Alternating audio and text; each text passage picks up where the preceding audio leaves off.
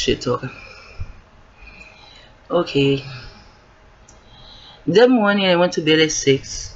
I got up at 9:37. I had energy, and I began to I'm making a scene, you know, so for the TIs, and so I began to make the chairs because I'm way behind on this scene, way behind. Should be doing something else now. And so I began to make the chairs, you know, to measure and cut and paint them. And so that's what I was doing, you know, and listening, you know, to some things on YouTube and taking notes and stuff like that.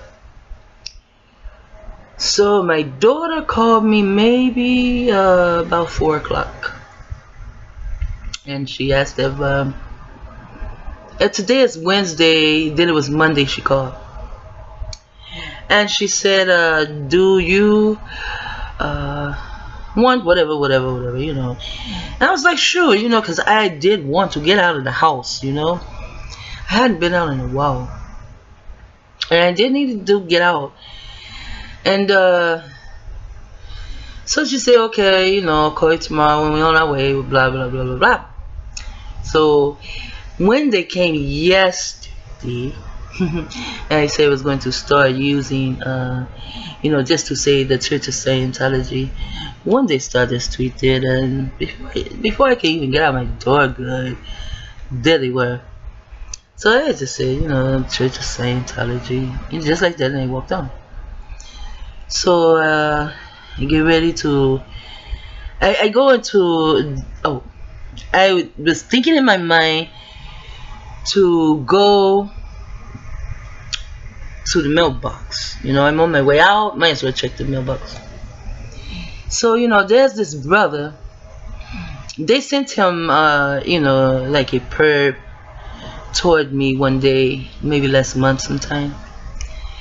And so sometimes I do talk to perps, you know, just to give them some information, you know, or just to see how they would take it, you know, to see the expression on their faces, you know, because you learn this shit in Scientology.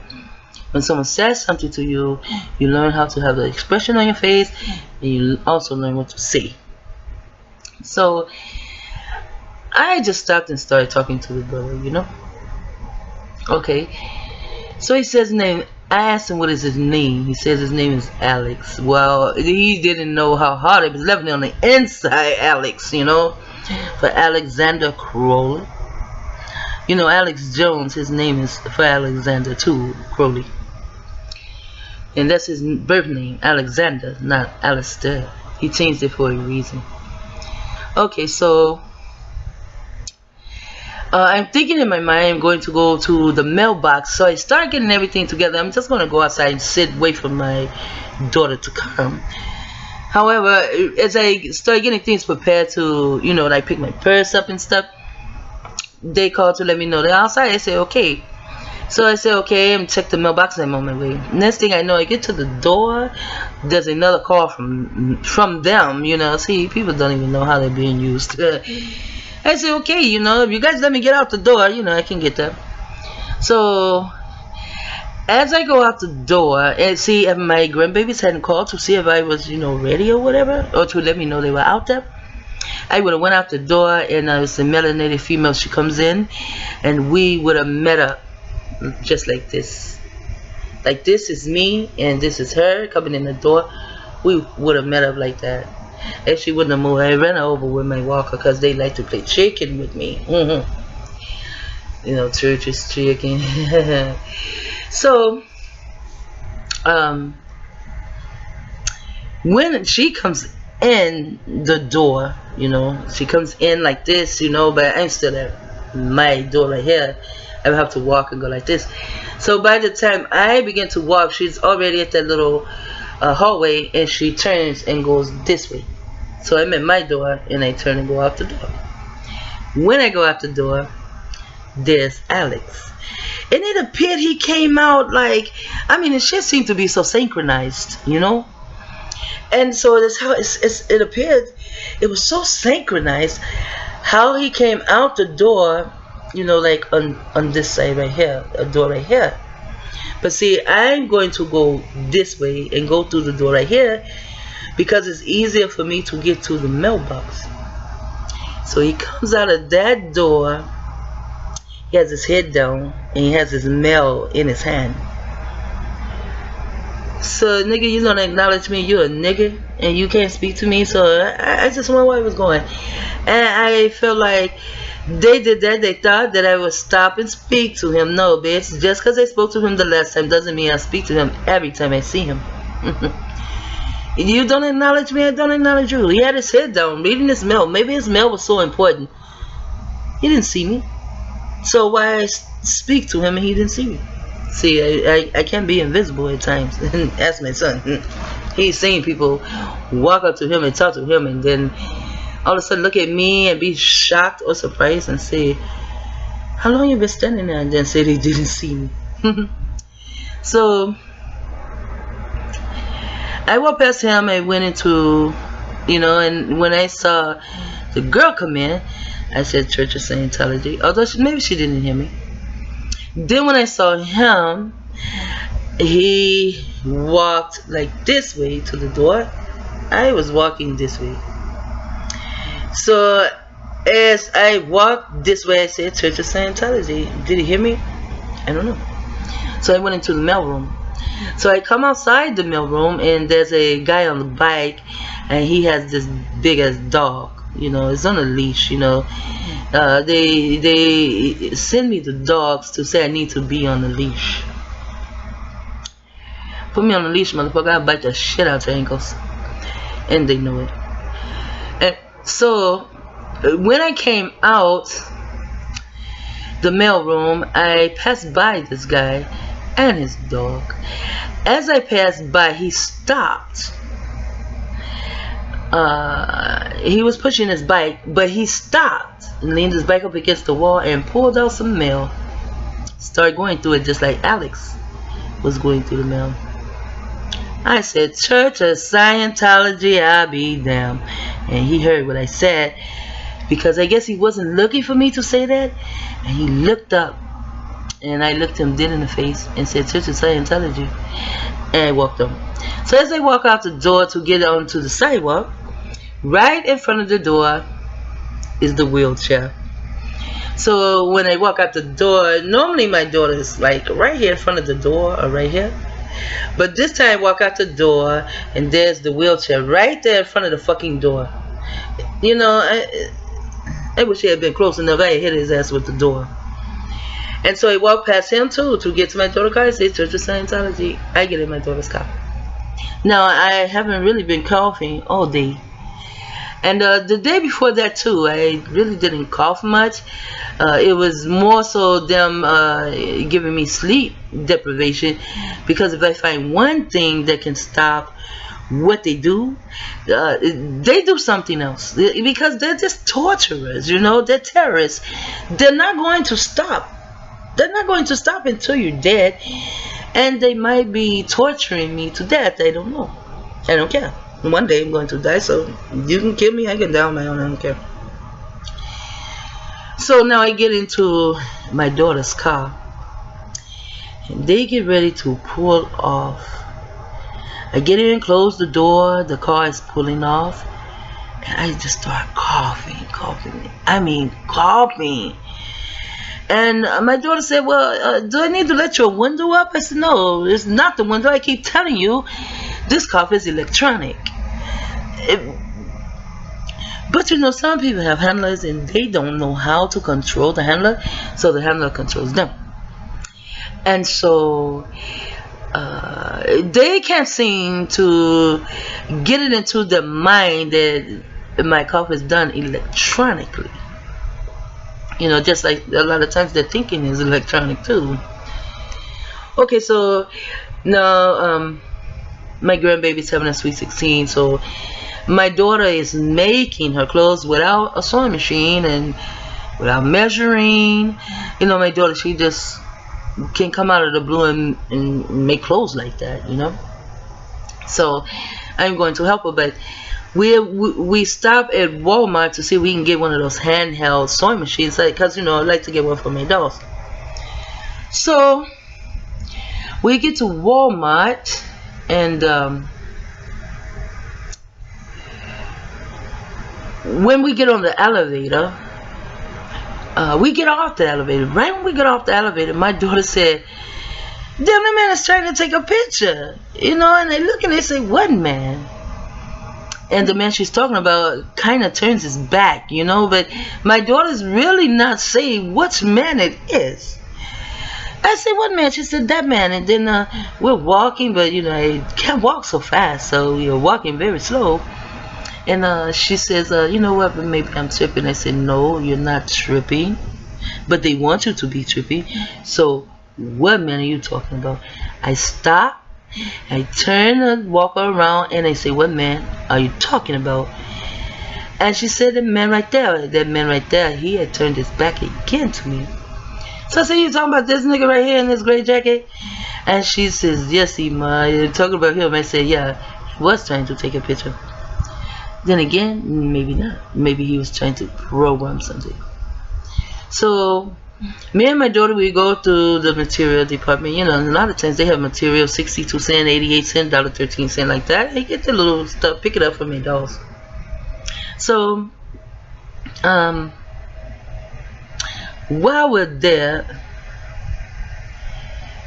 she no, before we get there before we get there, she wants to take pictures, you know, for my Queen Sweet 16. She wants to take pictures, get this picture, put it in the middle of the tablecloth. See, I mean, if that's where you want to spend your money, be my guest, but that's just not the way I want to spend my money.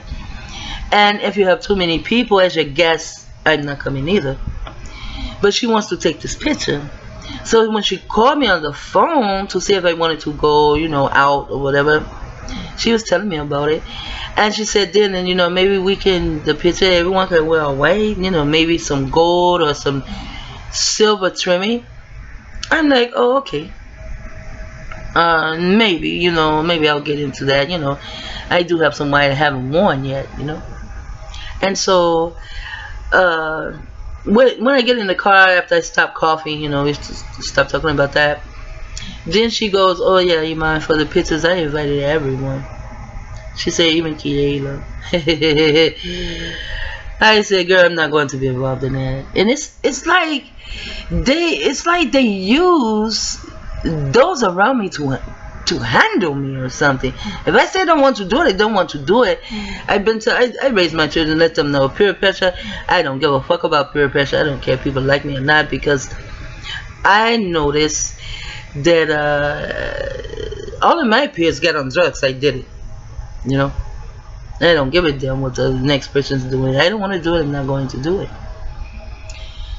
So she kept trying to hammer me into being in this picture. She's like, you know, we can all be together, and no one has to say anything to the other one. I said, I don't want to be around people I can't talk to. I don't want to be around people I can't look at. I said, I don't even want to look at them.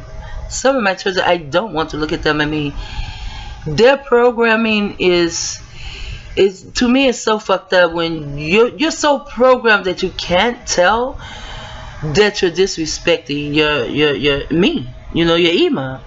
Shit, I was there, your dad gone, I'm there through thick and fucking thin. I make your clothes, I do your hair, to the point that when I called up to the school, because you want to be stupid, the principal and the teacher would say, you know, well, stop buying her such expensive clothes and stop getting her hair done. I'm like, I do that, you know, I make these things. You know, they had clothes none of their friends had, you know.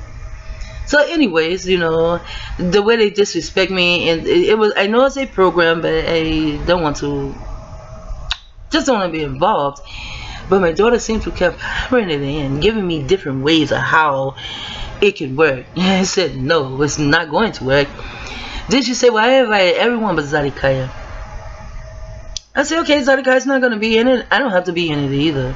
She said, yeah, but we don't know if Zadikaya hit anyone or not, because, you know, they can get into my son Zadikaya and turn him into someone that we don't know and don't want to be around. So I said, and I don't know who I'll slap the fuck out of either. I said, I just don't want to be around them. This is why I'm not around them. And then I told her, I said, damn, now you're bringing up all these thoughts and feelings that I put aside. I said, this is why I don't be around them. So I don't have to think about this shit, you know? That's what I'm saying. People don't think of how they're putting you through trauma. It's called trauma-based mind control. That's what that's called. They'll use people around you to give you trauma-based mind control. That's because they're not thinking, and to me, you're very disrespectful to make plans for me with people that you know I don't want to be around, and then you know you make these plans, and then if I don't want to be a part of it, you become upset. See, that's some Scientology shit. Scientology used to do that shit too. You know, like if I would ask a question, you know, next thing you know, I'm in a room taking a test. You know, I quit that job for many reasons, but me being pregnant, it seemed to have come along at the right time. You know, to give that excuse, because there was a lot of shit they did. I'm not a follower of anyone. I follow one person, one type. That was Yahweh Ben Yahweh. Frankie J said you're gonna follow that man to hell, and it appeared they did. You know, because Frankie J, she seemed to never have lied to me. So why would she lie to me then? I'm in hell now. But I actually thought it was Yahweh Ben Yahweh. And it could be Yahweh Ben Yahweh because he boasted about my Abba. But Edwin Hubbard, no, I liked his books. I really, really did. I read a lot of them. My office was filled with them. My sister would come by and she'd see all these books all over, I mean, wall to wall shelves and books. And she said, girl, you know you love this job. I said, yes I do. I had to learn to listen to my supervisor's footsteps, because I would be reading and she used to walk up on me, and I learned how to listen to her footsteps, and I can hear her coming. And I just hurry up and open the drawer and put it in there, and then pull papers out. You know, I was in charge of, you know, like these letters being written. You know, I stamped the letters and put them in an envelope, and then they had a stamper. You know, I put it under the stamper. It was stamped for the stamp. Someone else would take it out. I just get it prepared to go out. Someone else would take it out. So I did that too. Yeah, so my daughter, you know, and I all I'm thinking about is Scientology, Scientology, Scientology. So after a while, we're in the car, and after a while, you know, we're no longer talking about that, and I hope she got the picture that no, I'm not going to be involved in any of it, none of it. I mean, I'll come and I'll help you, so, and I did. I'll come and you know, help you out with certain things, but I don't want to be involved in the party. I don't want to be involved in pictures. I just don't feel like it, you know. That's another thing. She doesn't acknowledge I have back pain, you know. I get ready to tell her that when that morning when I woke up, you know, she called Tuesday to say she called Monday. Yesterday morning, I think it's Tuesday, when I woke up, my back was really, really hurting me. I mean, really hurting me. I knew it was them hurting my back because I was going to go out and I was going to enjoy myself. So we get to Walmart, and we get out the car, and I start telling her, because my back really started to hurt. I mean, really, really, really started to hurt. I'm sweating, you know. My back is hurting so bad. So I start to tell her, you know, this morning when I woke up, you know, and getting my mind prepared to leave and come to your house, my back began to hurt so bad. But she snatched the conversation from me, and she just went on, you know, what she was talking about. So I never did get a chance to tell her that. So now we get in Walmart. Well, I already, yeah, this guy, she said he tried to take a picture of her, but that nigga, he really would not allow me to see him. But I knew he was an Arab, and more so a Chaldean. So he thought I turned my back, but I turned, you know, I actually hadn't turned all the way around.